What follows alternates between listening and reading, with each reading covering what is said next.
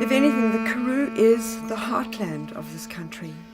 It's not about the nothingness, and it's everything about the nothingness. It's about the wide open spaces where you learn to breathe. People have to have balance, and the Karoo is a space that you can get that balance in. And to think they could damage anything that's so fragile, and it'll take thousands of years to recover. They can't come into our country and say they'll reseed the Karoo. There'll be no damage.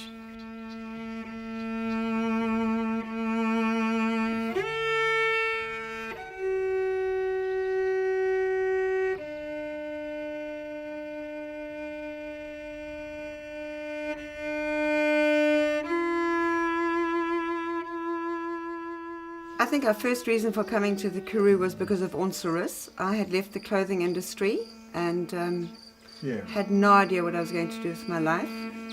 I've never ever felt so passionate about a space as I have about the Karoo.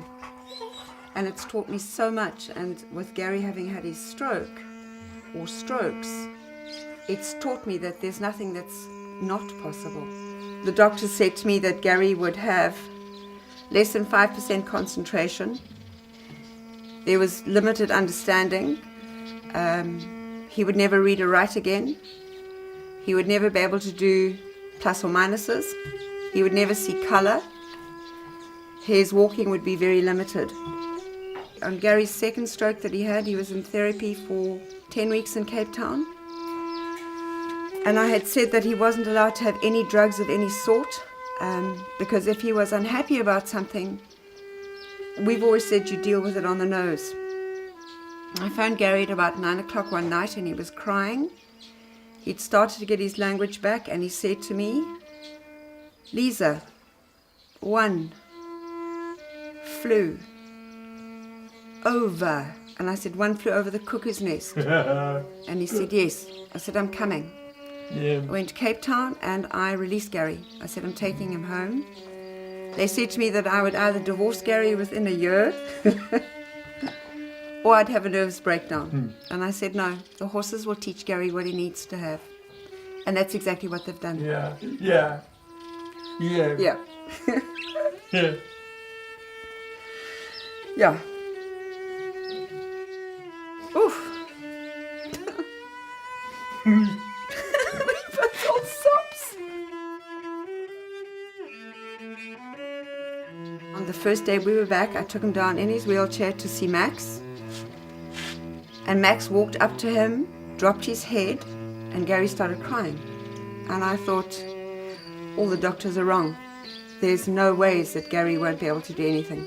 If there was going to be anything that helped Gary recover, I had to buy more horses. I had no money, but we found a lady who lived in the Langkloof. We took Gary to see her, and she said she had horses.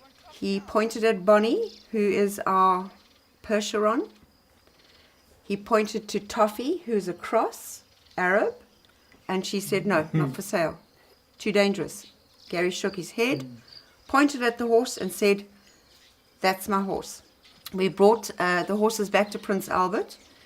We put them into the round ring. Gary was in the wheelchair on the one side and Toffee was on the other side. She's a cross Arab. And she looked at Gary, dropped her head, as if saying, "You come near me, I'm going to bite you." And after about 8 months of Gary just sitting every single day in his wheelchair, she crossed the round ring and dropped her head. And she's taught Gary. She taught Gary about balance. She taught Gary to ride again. If Gary was sick, she wouldn't move. She wouldn't allow Gary to mount her. Gary rides with no bit, no bridle, and no saddle.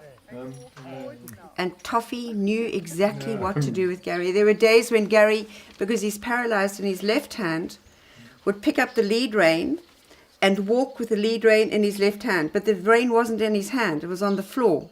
And Toffee would walk up behind him, pick the lead rein up in her mouth, and walk behind Gary. The Karoo is special. There's a healing power, there's a beauty, there's lessons that you learn from the Karoo. The Karoo has this amazing ability to teach you stuff. Hydraulic fracturing is the worst thing that could happen in the Karoo into South Africa. of a cement pool, it cracks. What happens when it's lower down? I just don't think the questions are being answered. We have one of the biggest aquifers lying underneath the earth in the area. The Karoo Basin is under pressure, exists under pressure. It will be absolutely disastrous. And the tragedy is, you will only realize how disastrous after the first incident. It shouldn't be allowed. The government should actually take a look at it, and the people should say no. No to fracking.